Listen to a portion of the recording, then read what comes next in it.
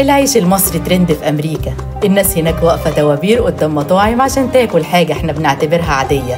الغريب إن الرغيف مش اختراع جديد، ده نفس الأكلة اللي كان الفراعنة بيخبزوها من آلاف السنين. اللي بتشوفه النهاردة في أفران نيويورك ولوس أنجلوس هو نفس اللي مرسوم على جدران المعابد في طيبة والأقصر. الغريب مش إنهم بيحبوه، الغريب إن العالم لسه بيجري ورا سر أكلة احنا ورثناها من أجدادنا وبقينا بناكلها من غير ما نحس بقيمتها. إزاي رغيف فرعوني بسيط قدر يوصل يبقى موضة عالمية وإحنا هنا ساعات بنشوفه عادي؟ العيش البلدي مش مجرد أكل، ده اختراع مصري قديم من أيام الفراعنة.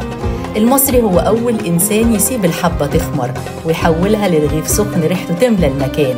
وعشان كده الأجانب لما بيجوا مصر وياكلوا العيش البلدي بيقولوا ده مش خبز، دي حضارة بتتاكل.